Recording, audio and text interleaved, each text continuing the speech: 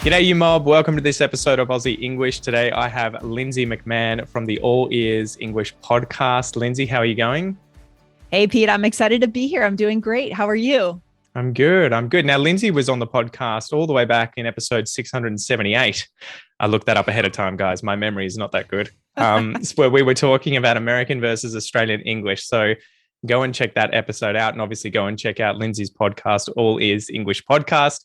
Today, I wanted to chat to her about podcasting, being an online entrepreneur and business, hopefully to help you guys get the gears moving in your minds if you're ever thinking about starting an online business or your own podcast, whether or not that has anything to do with English or languages. Hopefully today we can talk about some tips and strategies and share our experiences, yours obviously specifically about what the process is like, and show that it's not as bad as I think a lot of people think. So, Lindsay, how long have you been doing the All Ears English podcast? How long have you been doing that, and how did you do it? How did you get into it?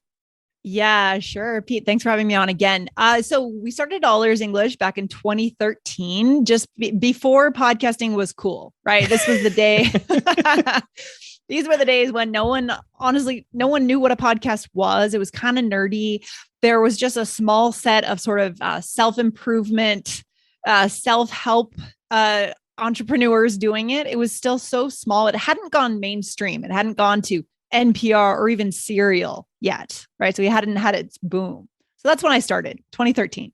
Wow. So that was about the time I think Joe Rogan started. So this would have been before he was even a big deal. So yeah, this was definitely in the sort of early days.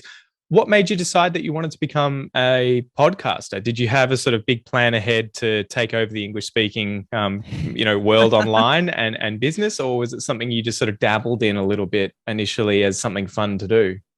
Yeah, I mean, I think three things. I wanted to work for myself and build something scalable because my dad was a business owner, and when I was like 7 years old, he was telling me, be your own boss, right? It's so American. It's so, don't work for anyone, be your own boss, build your own. I'm like, I'm 7, that means nothing to me.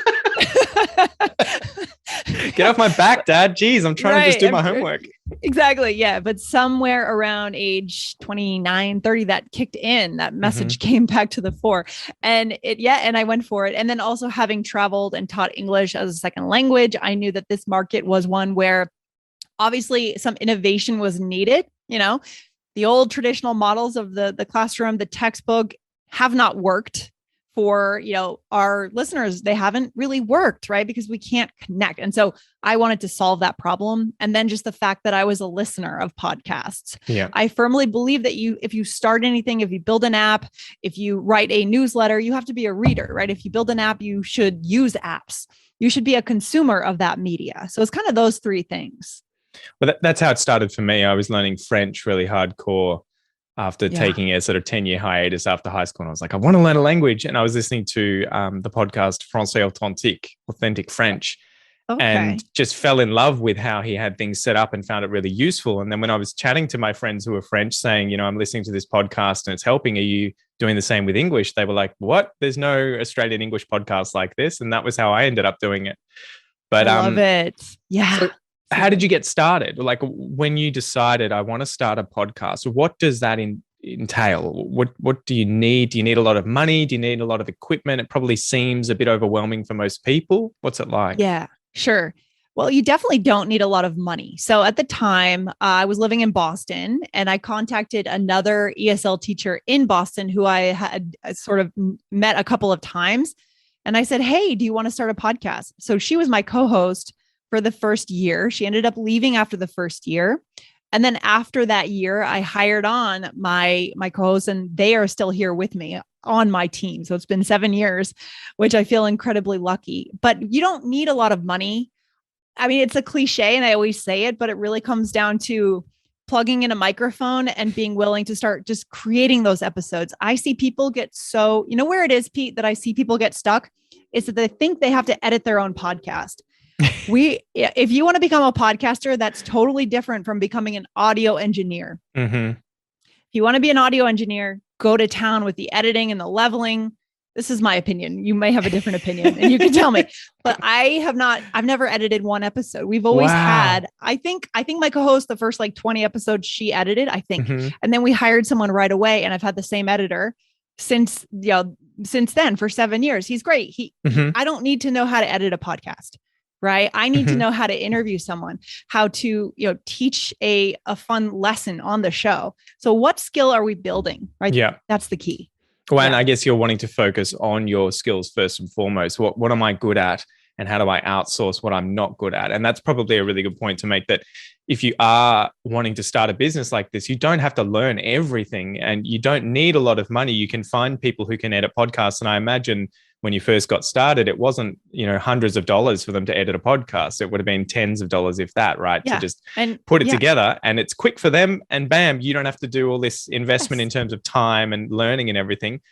I think though, that said, if you do want to learn those sorts of skills, it may seem overwhelming, but YouTube, man, YouTube is God when it comes to learning tasks like this. And you can learn to edit a podcast and get free music and all that sort of stuff within a day, right? Like you could work it out if you wanted to do it too. So don't let that stop you.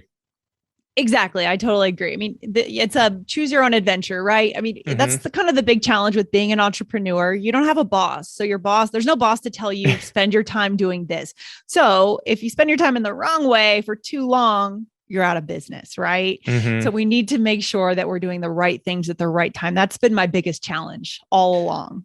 Right? So if someone came to you right now and was like, I want to start a podcast, give me a list of things that I need to purchase, to organize today, to be able to release this thing tomorrow, imagining that they can get it, they can record it and do all of that sort of stuff.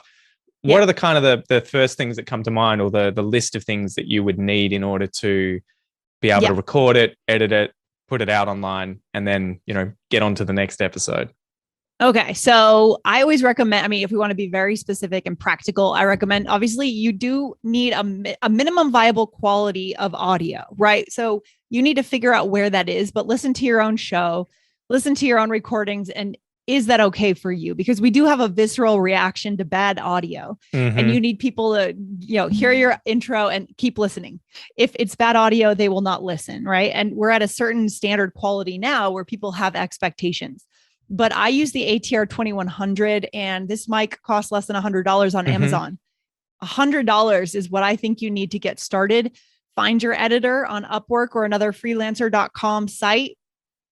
And that's all you need. We use Audacity to record locally. So I always record with my co-host. So we record locally on Zoom and then record on Audacity, so we can put those audios together. So a mic. And this is a free program for you guys wondering. Audacity is free. Yeah. So really, I would say all you need is about $150 to get started. And that's some time. And some time. Yeah. So it's really, there's still a low barrier of entry. That doesn't mean you're going to have a bajillion listeners in the first week. That's another conversation, but you can start recording episodes. Right. So what do you do when you want to get the podcast out there? So you've recorded it, you've got the MP3 or the WAV file on your computer. It's ready to go. What's the next sort of step for getting it out there onto people's phones so that it can get into their ear holes and they can learn? You can drop the knowledge bombs. Yeah, for sure. So find a host. So that's the other thing. You need a place to host your audios and get an RSS feed. So if you don't have an RSS feed, it's not technically a podcast. And the beautiful thing about podcasting is that it is an open RSS feed format. That means all these apps grab your RSS feed and it goes everywhere. It's not just limited to one place like YouTube. YouTube is great, but if YouTube goes down tomorrow, our channels are gone, right? The podcast, Apple Podcasts, Spotify, Castbox, but those are just the beginning. There's hundreds of them all over the world that are going to grab your RSS feed. So we started on Libsyn, libsyn.com. I think that's a great place to get started for a first year podcaster. It's really cheap. $5 a month. You can get started. I think $5 or $10 a month. Yeah. Yeah, exactly. And I think, it sounds complicated, but literally I think all you need to do is you upload your MP3 on their website into your page when you log in, and the RSS feed is already created. Like you will just be able to, it's there. And then you need to, I think with things like Apple Podcasts and Spotify, you'll have to go to those websites and then insert the RSS Right. feed. But that's about That's it. true. It sounds more complicated than it is. I would say just go to YouTube and there will be dozens of tutorials of Oh my people showing you gosh. step by step of just do this, just do this, just do this, and then hit go and you're ready to go. And it is a lot easier than you think, right? I think Apple Podcasts, once you've set it all up and put your thing in, it takes like 24 hours and boom, Yes. your They've podcast's gotten a lot. there. Yeah, they've gotten a lot faster. I mean, the how easy it is today compared to honestly when we started. I think there was one guide, one PDF by John Lee Dumas or Pat Flynn on how to do this, and that was all we could find. and that was it. And now there is because it is a huge industry. There's so much infrastructure. There's so much for you to get started. So don't let those little technical steps get in the way. You can get that stuff done in a weekend or less than a weekend. And so the biggest hurdle is the content. So I think the most important thing is understanding who is your target listener. Just as if you're starting a business, who are you creating this for? What is the gap in what they currently have and what you're going to give them, right? How is it going to be a little bit different? Podcasting is about personality, Pete, right? We put our personalities into what we're doing.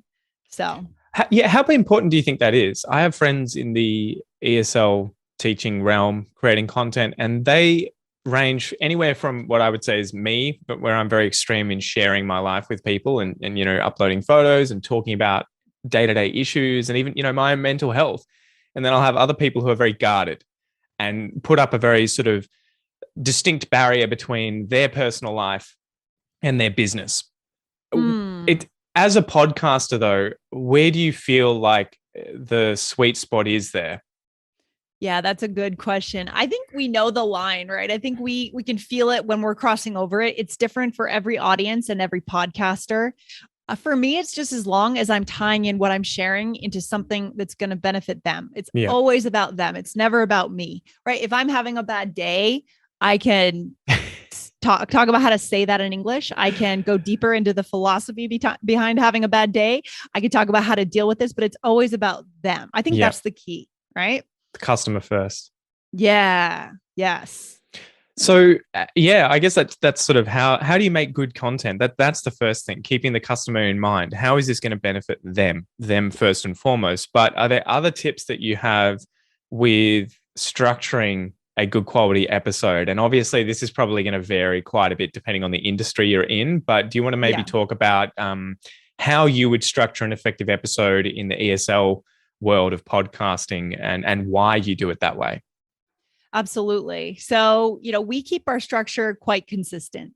We do short episodes because we know a typical commute is 15 to 20 minutes, particularly in the target countries that are, our biggest listener base.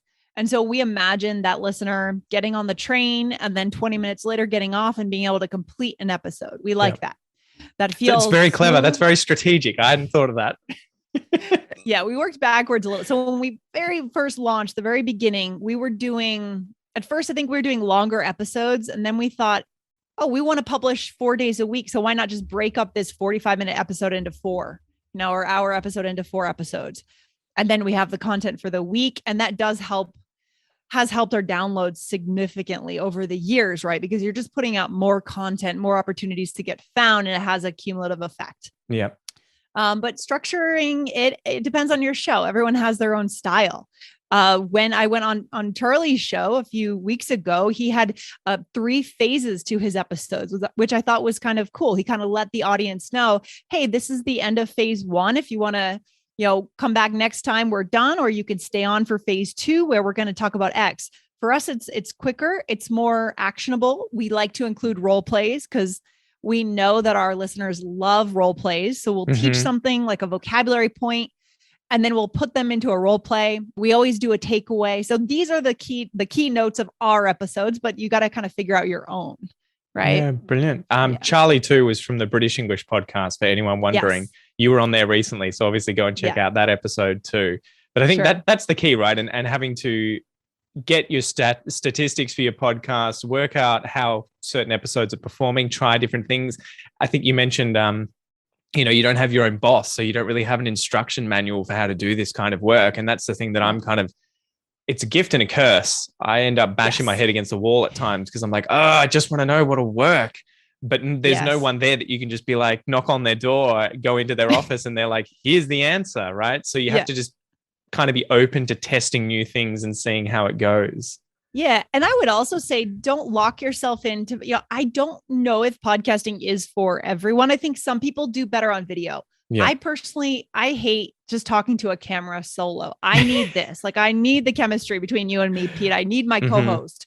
Otherwise, I get bored out of my head. But some people are great just talking to the camera and have a solo show, and they're incredibly successful. So try that too. Like, don't just say, well, podcasting is definitely my thing. Try it out, try video, try blogging, try TikTok, right? Because I think different personalities appeal in different ways to these channels. Well, yeah, you got to play to your strengths, right? You might not know ahead of time what you're going to be good at. Like I never really had any experience podcasting and being in front of a camera prior to doing, well, like recording my voice prior to podcasting and sort of diving in, and then working out what do I like, what am I good at, and what do I not like, So and then trying those different social media platforms too. And there are so many now that it's hard to do all of them and to do all of them well. And again, I would say, and I don't know what your advice is, but pick the one that you enjoy or that you're good at and just stick to it, as opposed to trying everything. Totally. Pick the one, try everything for the first month or two, and a little bit of everything, like just sampling, right? Like you're at a buffet or something. And then pick the one where you feel like time just sort of stops, or time, like you're kind of in the zone, you're in flow, right? I mean, for me, podcasting is that feeling of flow. I am able to be present. I can enjoy it. I feel like it's play to me. I'm playing right now, right? Yeah. Whereas when I'm trying to film a video, I'm like, oh God, the lighting's awful. This is wrong. This is crooked. I'm frustrated, right? So that's the key. Pick the one that feels natural to you.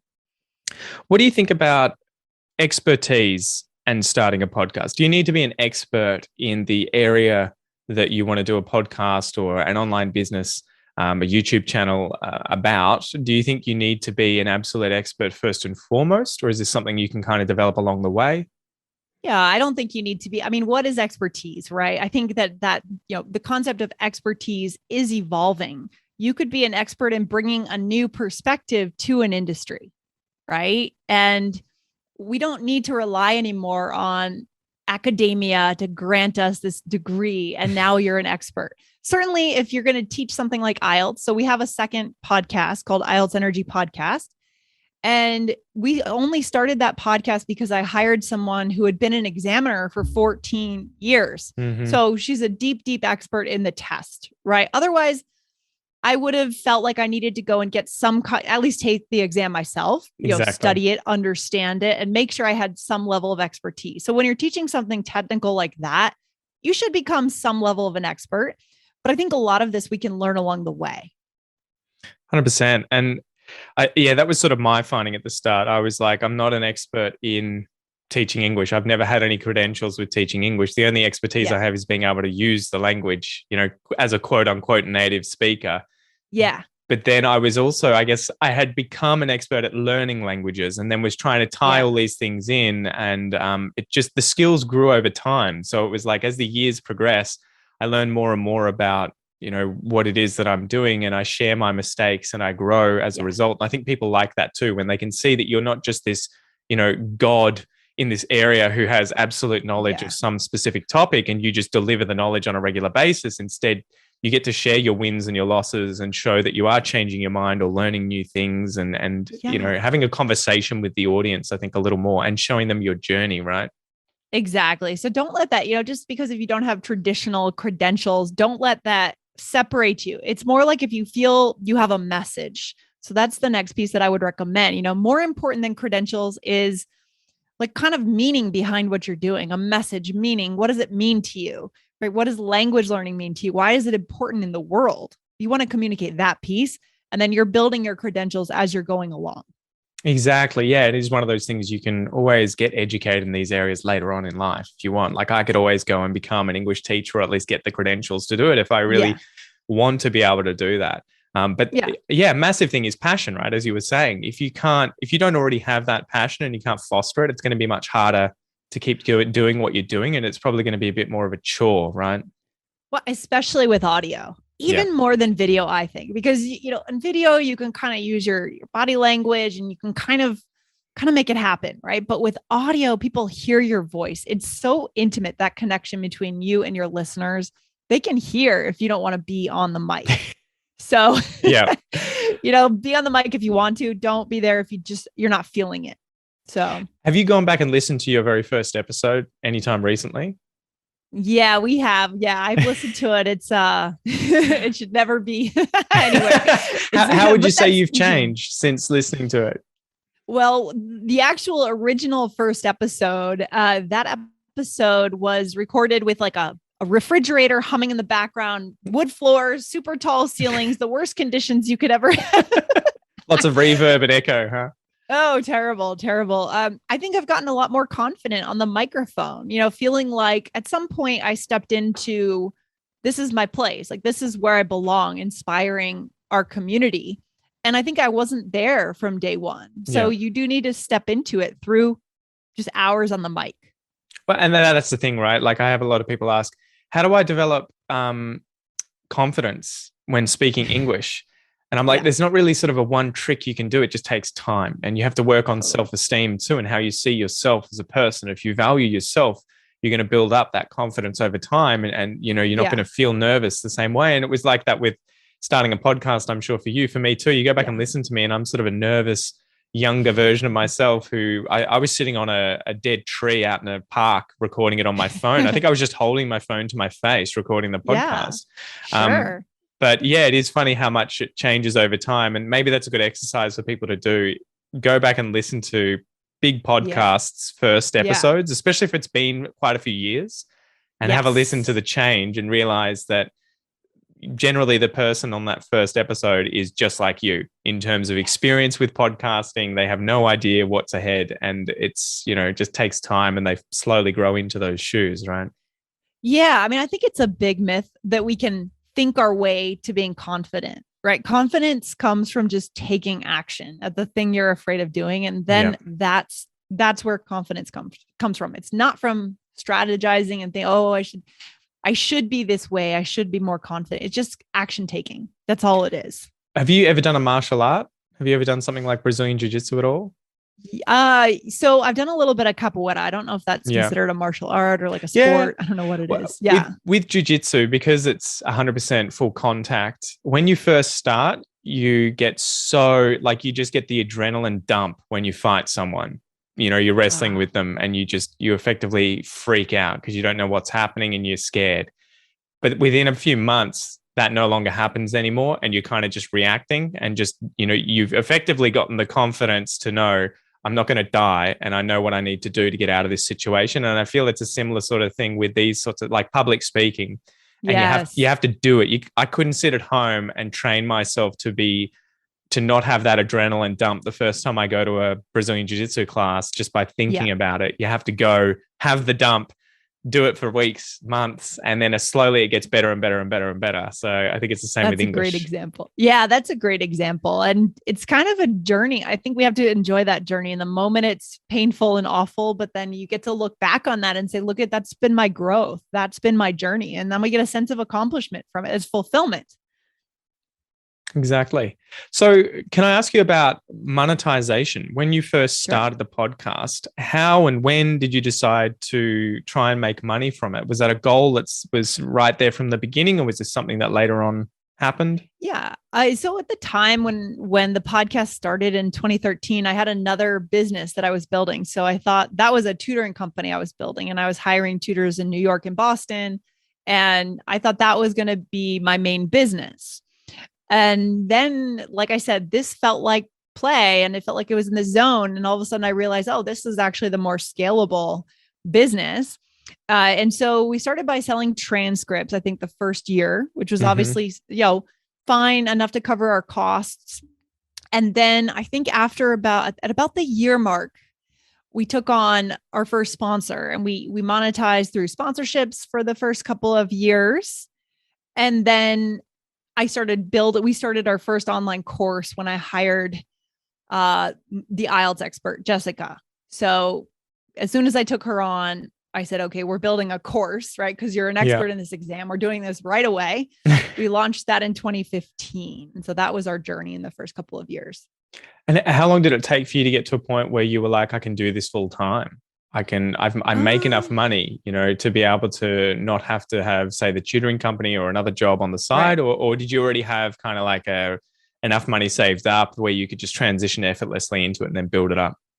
Yeah. I mean, I was never really doing the paycheck to paycheck thing. I always like to keep a little cushion, like not to Mm-hmm. be too much on the edge.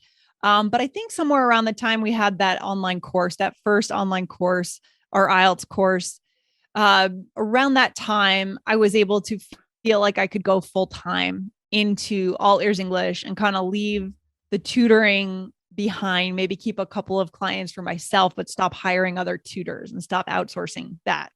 So around that time, a couple of years in, I would say.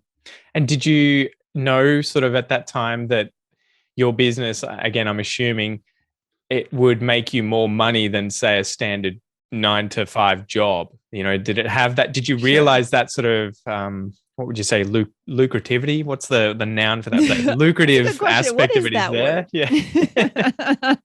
Maybe your listeners know. I don't know. Yeah, I think that I always knew that there was the scalability. I never saw myself on the path for the 9 to 5 job, anyways. Mm-hmm. So to be honest, it was never about all ears English versus the 9 to 5. I've really never worked a 9 to 5 and I don't plan to. Yeah, high five, sister. Yes. My wife's applying for jobs at the moment, and she's always like, "So when you had your last full-time job?" And I was just like, "Guess again." Never Never done had. it. Going to the grave like that. I feel proud of that. Yeah.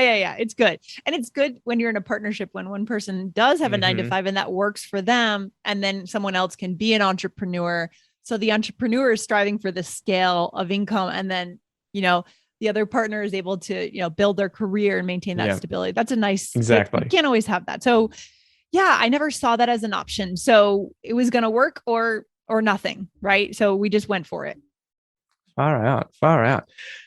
So how has it changed over the time since you began, and what have you had to do throughout the years to kind of stay out ahead of things and to be adapting, to the way that things are going? Yeah. I mean, I think I've seen some big changes in our market recently. I think that in the beginning of the pandemic, we saw a real, a spike in online learning because a lot of people were at home and had nothing to do. And we saw that. We launched a business English course that first year, July of 2020. Really nice results. Things were going great. And I was like, oh, we're going to make it through this pandemic. It's going to be great. And we've seen a little bit more of a challenge into 2021 Yeah. as more competition. I'm not sure if you've seen this too, Peter, or not. Well, I've talked to a few people in this space where more schools that had been on brick and mortar have gone online. Yeah. So things have become a bit more competitive. So now we're looking at kind of diversifying in 3 different ways. We've still got our education stuff going, our courses going, building our community. We're also partnering with companies where we are licensing our content to companies and having them have our content in their ecosystems and being able to just customize that for them, in Mm-hmm. addition to working with sponsors on our podcast. So kind of 3 key ways where we're building it out for the future and scaling up our iOS and Android apps. So kind of those 4 branches, I think makes us a bit more, a bit more defensible, let's say. Mm-hmm. Yeah, you sort of Yeah. safety, right? You've got your eggs in different baskets so that if any Yeah. single area has its difficulties, you've got to sort of, 3 other areas potentially where you've got income still Yeah. coming in. Yeah. So was that something that you only recently realized was going to be really important, or have you been working towards diversifying and having, a bigger and bigger business to the point where it's the next Tesla or something? I don't know about the next Tesla. Bad Fingers crossed, example, right? right? Imagine if we could do that in the English speaking learning world, Oh, geez. Yeah. I don't know. Yeah. I think maybe this is the part of the neurotic side of me that I always look to diversify. Maybe it's because I don't want to have a 9 to 5. Mm-hmm. I don't ever want to have to go apply for a job. And the way that I make sure is I overcompensate by working really hard Yeah. and making sure that the business is defensible in ways that maybe your average person wouldn't really think about or Yeah. would just ride the wave. But I think that's an important key. Like you always have to be thinking ahead. This is working now, but in 2 years, what's going to be working? So working towards that and just seeing where markets are going. Podcasting is getting huge. The advertising market in podcasting is getting huge. I think I just read a stat today that 2021 exceeded $1.4 billion in podcast ad revenue, like ad investment in the podcasting space. So look at where markets are moving, where money is moving, and start to diversify. Brilliant. And last question. How do you grow a podcast effectively? So, you've got your podcast up there, you are getting, a small audience that is slowly growing organically. You've got some products, but what can you do to kind of push things along a little in your favor? Yeah, there's a couple of things that I think really work. So what I don't think works is, or what works less well, I think is like trying to move people across channels, like from Instagram to a podcast, because if they're not already podcast listeners, it's very hard to tell them what a podcast is, how to subscribe, how to follow. So the best way is what we're doing right now is being a guest on another show, doing a promo swap, which is something new, which I'm exploring now, which is having another podcast with a similar audience mention your show and vice versa, right? Effectively trading ads, right? Trading ads. Yeah, exactly. And then the other thing that works is being a part of a network. And, if your other shows in your network are mentioning your show, it's kind of the same thing, the promo swap idea. So go with people who are already podcast listeners. That's so much easier than trying to tell a Facebook user to go over and subscribe to a podcast. That's my opinion. I think you're right. I think you're right there, right? Like it would be, advertising for gym equipment in a gym as opposed to trying to convince the average person on the street, you need to get these dumbbells, and they're like, I don't even work out, dude. Like I run. Yeah.